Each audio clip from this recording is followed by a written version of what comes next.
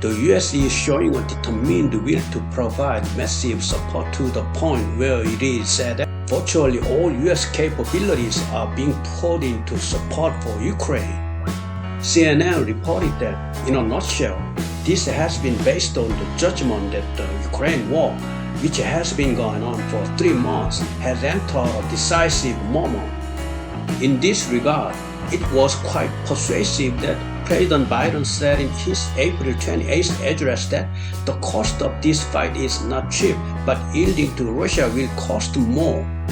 This war is a battle between democracy and dictatorship, U.S. House Speaker Nancy Pelosi said when passing the lend-lease program.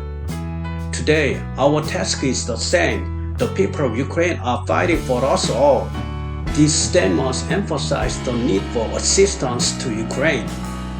President Biden framed the Ukrainian war as not only about the Ukrainians, but as an American war, a war of the Democratic Alliance. In other words, it is not only a war for America, but a global war for democracy. Therefore, surrendering to Russia in the Ukraine war means that democracy has been defeated by absolutist dictatorship. So Biden judged that if Putin's invasion were accepted, many countries could collapse like dominoes, starting from Russia's neighbors in Europe. From this perspective, the war in Ukraine has already developed into a battle that the West, led by the US, can never lose. Thus, the United States has fully supported the war, effectively intervening deeply in the war. U.S. Secretary of State Tony Blinken also criticized Russia for its invasion of Ukraine on the 28th of April, a day to commemorate the genocide of the Jews in the Holocaust in Nazi Germany. Tony Blinken's statement that we must unite against tyranny and lies gives the same context as Biden's. The U.S. is already too deeply involved in the Ukraine war. The U.S. started with defensive weapons and now supports offensive weapons as well. In addition, the U.S. military has provided the Ukrainian army with a variety of military information obtained through reconnaissance satellites and aircraft. These reconnaissance satellites serve as the eyes and ears of the Ukrainian army. In particular, as the Battle of Donbass is in full swing, detailed information about the region is being delivered to Ukraine in real time. Given this situation, it is even said that although the United States has not sent its troops to Ukraine, it is actually fighting a war. As if conscious of this view, President Biden also announced plans to additional aid to Ukraine on the same day, emphasizing that we are not attacking Russia. We are helping Ukraine defend itself against Russian aggression. British Foreign Secretary Liz Truss said on the 27th that the war in Ukraine is our war and everyone's war, and that Ukraine's victory is a strategic duty for all of us, which can be said to be the same point of view. As for the future strategy of the United States, which has expressed this determined will, experts believe that the United States is preparing for a long-term war. Going to a long-term war can be seen as a will to completely drain Russia's power at this opportunity.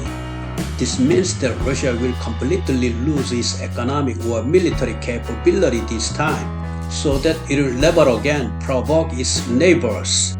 At the same time, NATO Secretary General Jens Stoltenberg said the war in Ukraine could last for months or years, and the NATO alliance is ready to continue supporting Ukraine. Earlier, U.S. Defense Secretary Lloyd Austin said in an interview after a top-secret visit to Ukraine, "I want Russia to be weak enough to not do something like an invasion of Ukraine." After all, the U.S. has a long-term goal of not only ending the ongoing war in Ukraine with a victory for Ukraine, but also making Russia powerless in the future. First of all, public opinion in the United States also actively supports arms aid to Ukraine.